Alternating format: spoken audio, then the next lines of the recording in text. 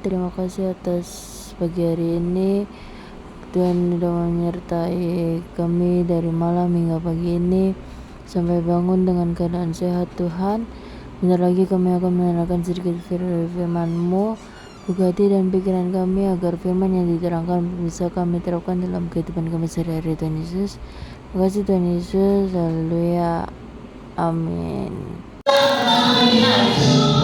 Untuk renungan kali ini saya mengambil judul yaitu bukan perpisahan tapi upgrade yaitu nah ayat dasarnya dari Kisah Rasul 1 ayat 9 sampai 11.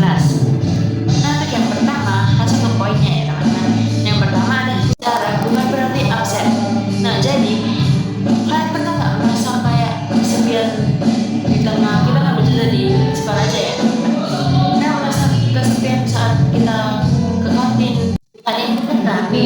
Nah jadi kalian itu di situ sendirian kayak kesepian banget atau merasa Tuhan jauh banget saat kita lagi anjlok-anjloknya.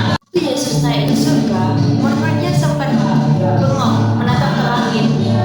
Mungkin mereka berpikir, ya bos kita pergi, gimana nasib kita? Tapi Yesus naik ke surga justru supaya dia tidak terbatas oleh ruang dan waktu. Nah untuk poinnya, kita harus mengambil ke poinnya. Kalau dulu Yesus cuma bisa di satu tempat dalam satu waktu, sekarang melalui Roh Kudus dia bisa bareng kamu di kelas ujian, bareng kamu di manapun, bareng kamu bahkan saat kamu lagi overthinking kamu di sini tetap di kehidupan kita, di dalam hati kita. Nah kenaikannya adalah cara Tuhan untuk selalu online 24 buat kamu.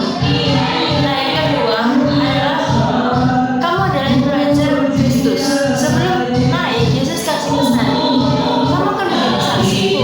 Di dunia SMA kita sering banget terpengaruh sama influencer di sosmed atau pengen jadi populer di sekolah.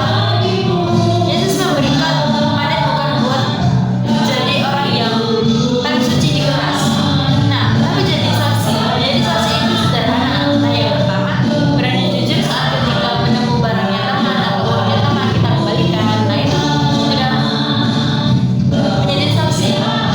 Nah yang kedua berani merawat teman yang dikucilkan, yang sedang dibully atau sedang diolok, kita tetap menemani dia, mau berteman sama dia. Nah yang ketiga tetap punya harapan saat keadaan lagi chaos atau lagi kacau. Nah yang ketiga ada tempat yang pasti buat kamu. Dunia SMA penuh dengan kompetisi, rebutan kursi di PTN, rebutan posisi di OSIS, atau sekedar pengen diakui di tongkrongan kalian. Nah kadang kita takut, kadang juga kita takut nggak punya tempat di masa depan. Nah kenaikan Yesus menegaskan bahwa dia pergi untuk menyediakan tempat bagi kita dalam Yohanes 14 ayat 2. Ini bukan cuma soal surga nanti setelah mati, tapi soal kepastian identitas kita. Kamu gak perlu menyikut orang lain untuk merasa berharga, karena Yesus sudah memesan tempat yang spesial buat kamu di hatinya. Nah kita masuk ke dalam kesimpulannya nih teman-teman.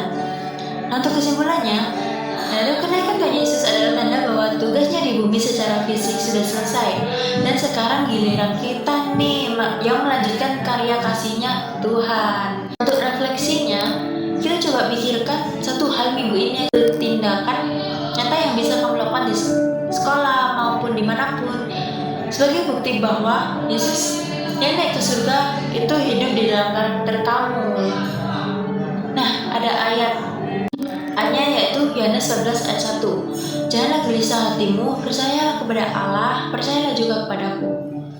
Nah sebelum kita menutup renungan pagi hari ini, mari kita bersatu dalam doa.